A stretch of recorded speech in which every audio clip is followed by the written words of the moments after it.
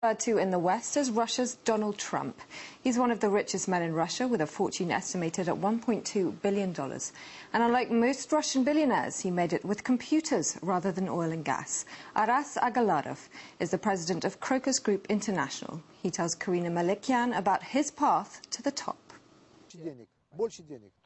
Aras Agalarov modestly belies his billion-dollar wealth. The Russian real estate developer owns shopping malls, a retail and leisure center, a yacht club, and an exclusive apartment block in central Moscow. This is his latest project, a golf course and a residential estate for the super-rich. The buggies stand ready for customers.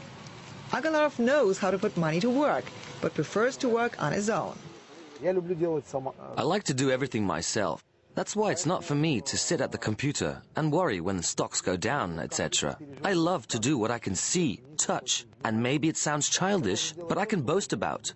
His projects have always been a big challenge, sometimes risky, with no certainty of success.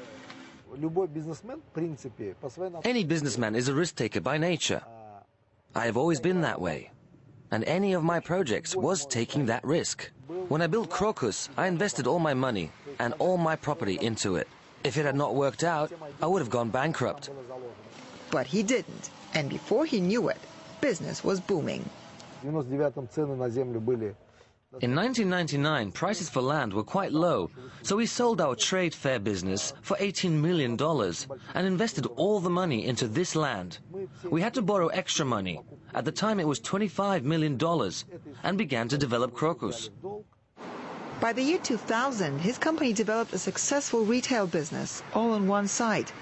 Crocus retail store offered housewares alongside the luxury boutiques of Crocus City Mall. The Crocus Trade Fair alone was making $160 million a year. But when that began to drop, because of the economic crisis, Agalarov built a new metro station to attract more visitors.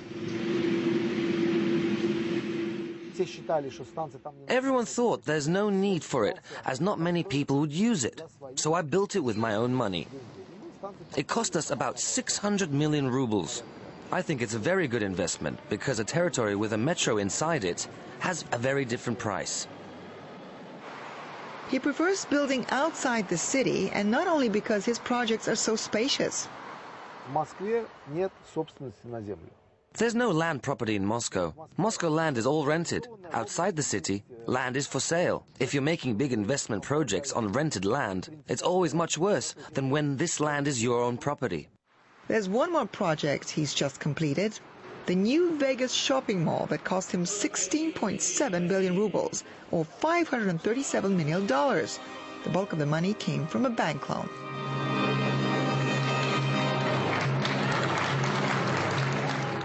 %70 is Sberbank's capital, and 30% is ours.